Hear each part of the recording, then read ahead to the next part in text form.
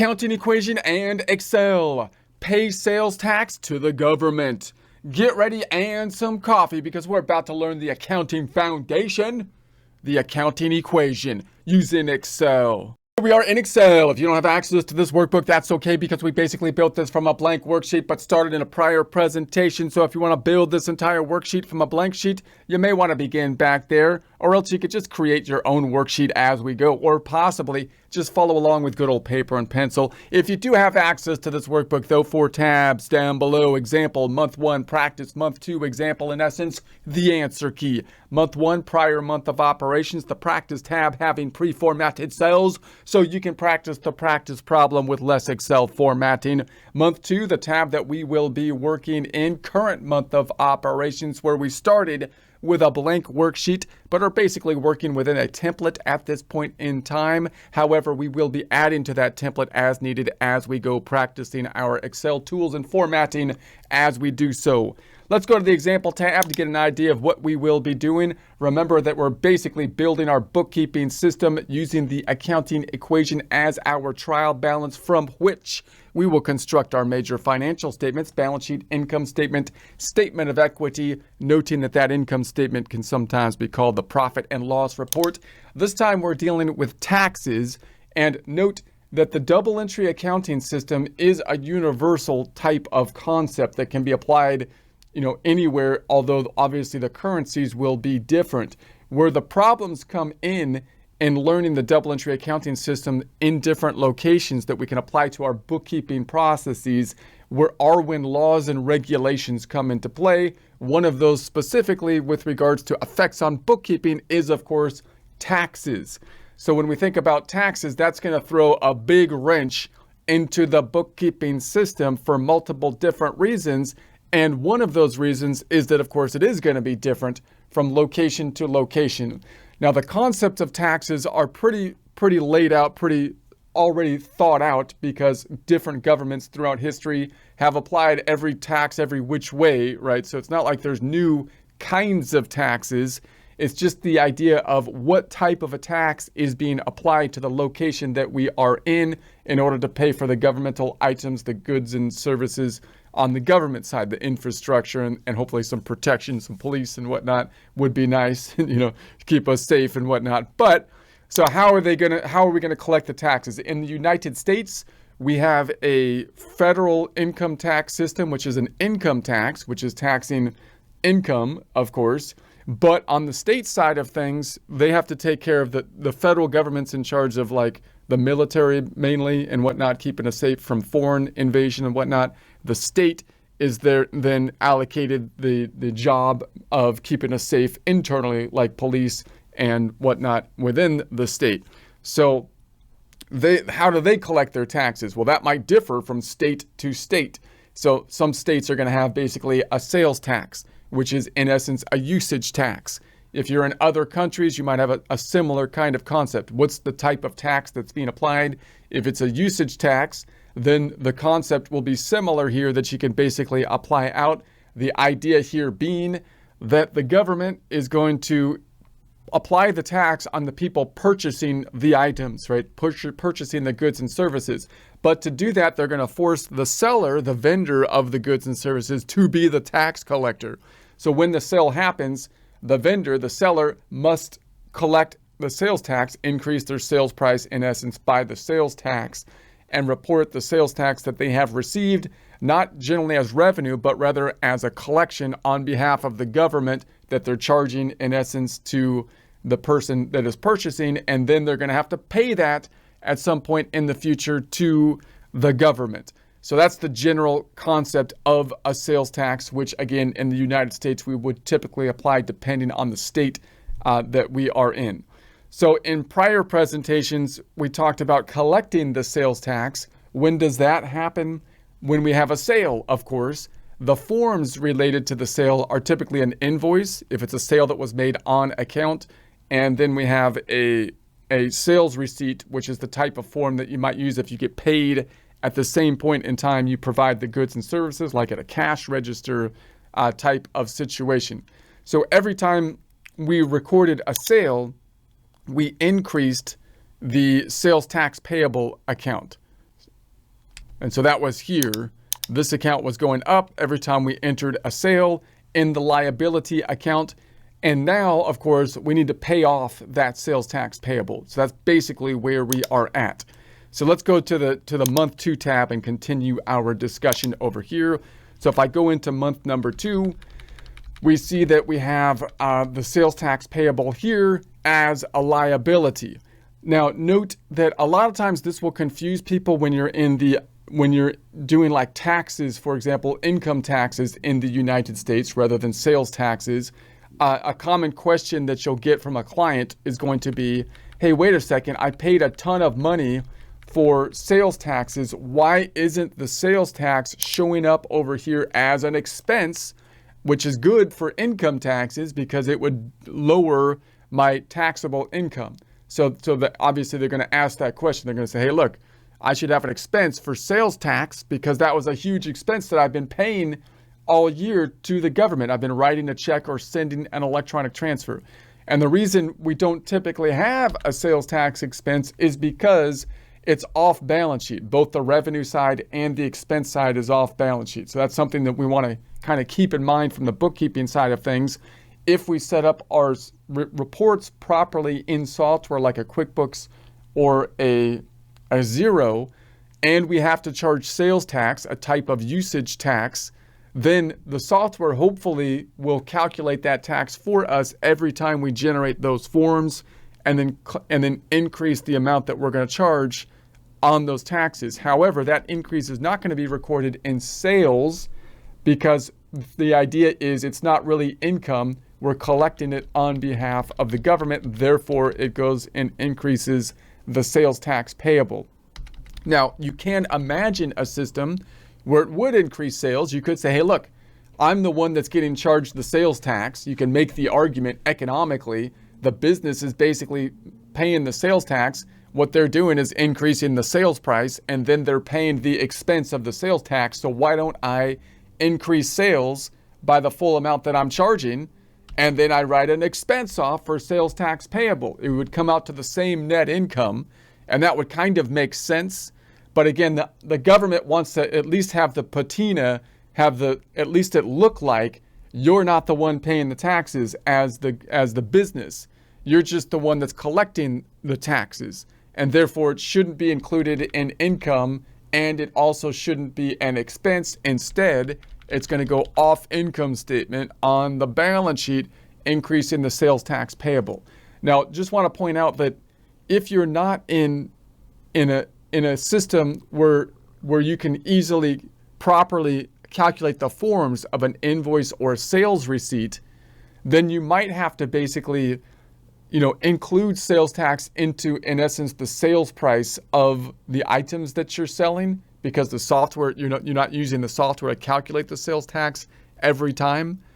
And then you'll have to figure out, periodically how much you owe, for the sales tax. You'll have to take a piece out of it. It's kind of like if you ever watched the mobster movies where it's all about the protection money, right? So the sales tax in the United States, you're supposed to be paying for like police and whatnot. So you're paying for basically protection money so that hopefully some people don't rob your store. It doesn't work very well in California, but that's kind of like the idea. They still let them rob your store and take all your stuff. But you can't even, if you do anything, they sue you. But in theory, that's how it's supposed to work.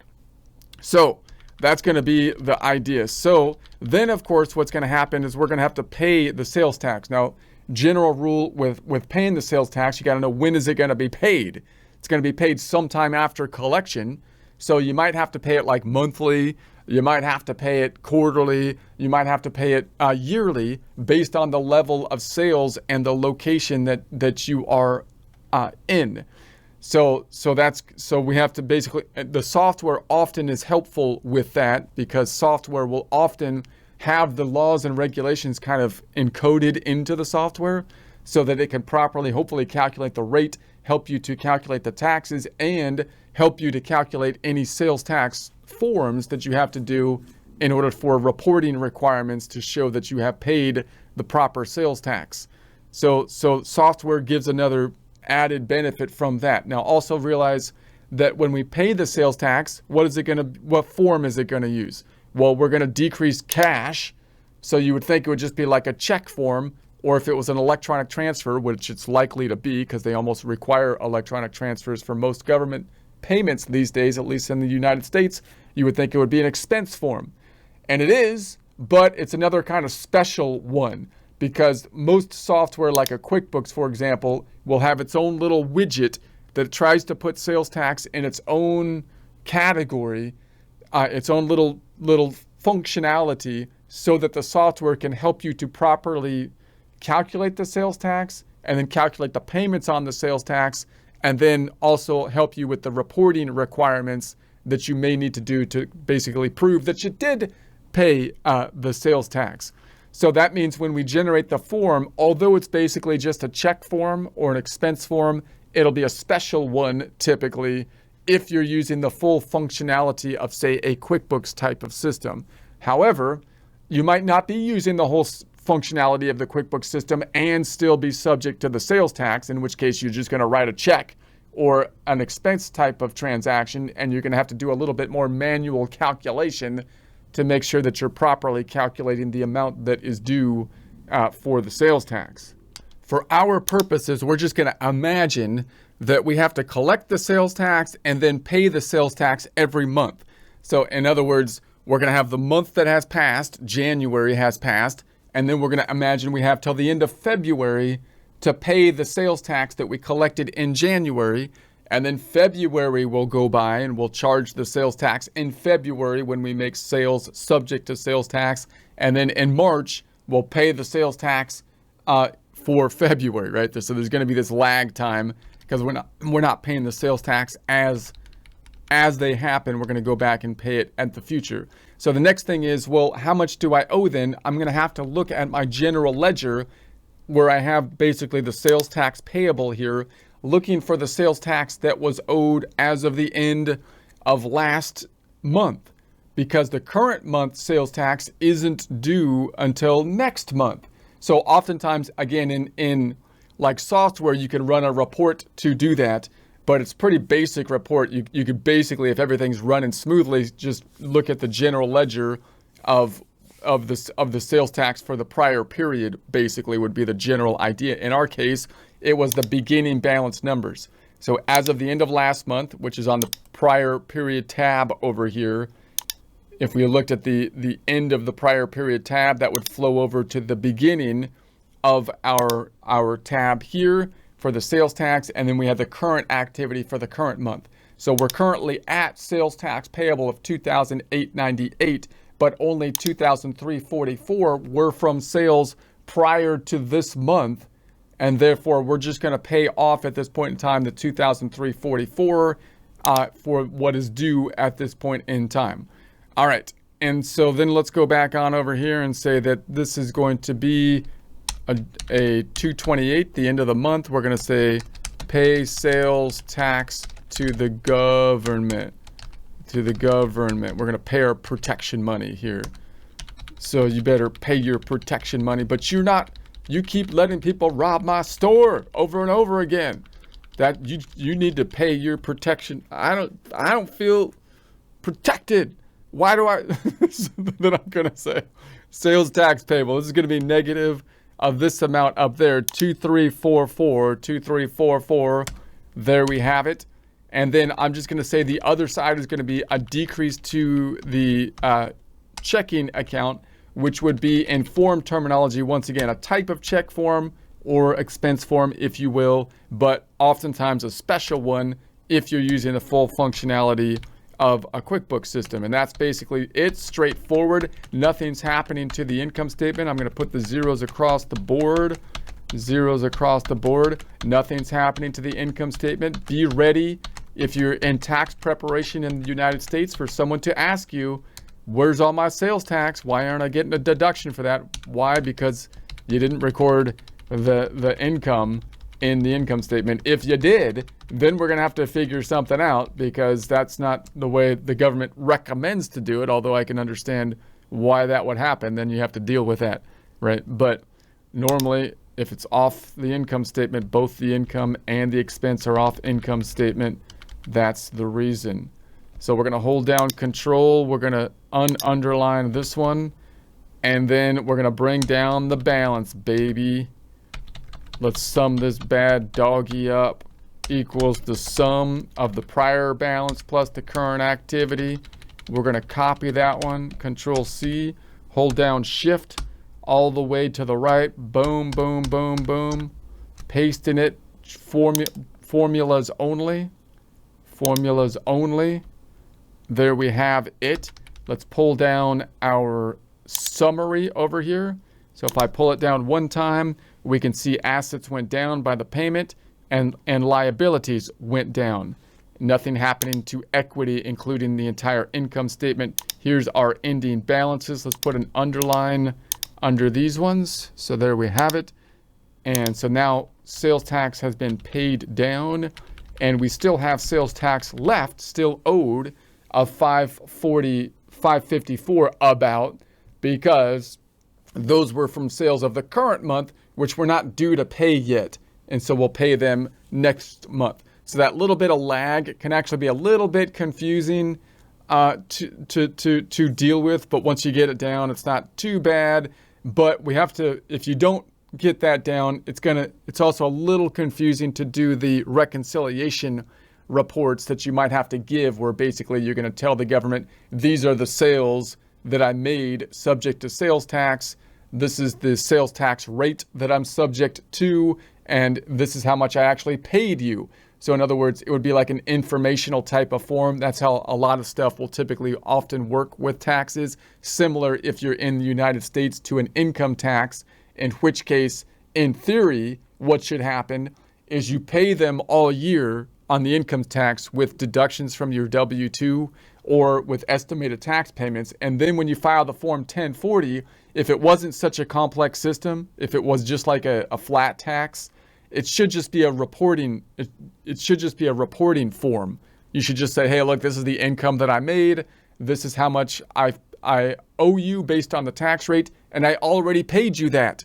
And you wouldn't owe them anything, and you wouldn't get a refund. But of course, the income tax is so complicated that it is impossible to make it exactly perfect to pay them the right amount during the year, which is why we shoot for an overpayment to avoid penalties and interest.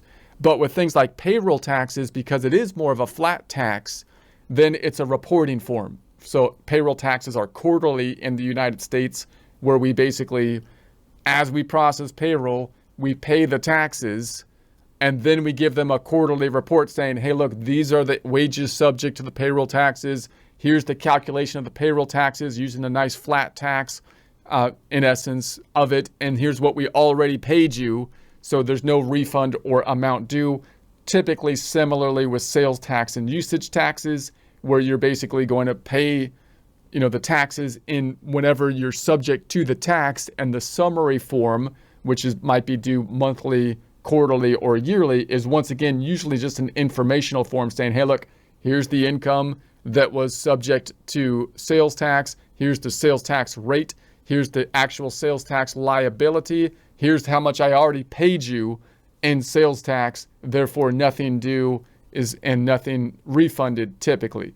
But in order to process that form, we got to make sure that we get the timing situation down. And again, software can help us. Note that the sales tax is usually a little bit easier than like payroll taxes. So in other words, like if you didn't use the sales tax widget in like software, you might still be okay, like especially if you have a fairly basic sales tax calculation in one state.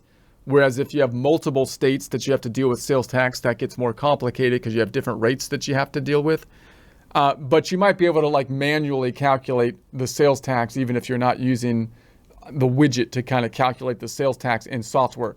Payroll's a different story. It's become so complex that it's basically a specialty in and of itself in the United States, subject to payroll taxes on the federal side and then on the state side, and then other, of course, regulations with regards to employees, all of which warrant help, even if you have only a few employees, to pay for at least help with the calculations so you don't mess that up, and possibly help with some of the regulations so you don't get sued, because you're most likely to get sued by the employees, unfortunately. All right, so that's the general idea.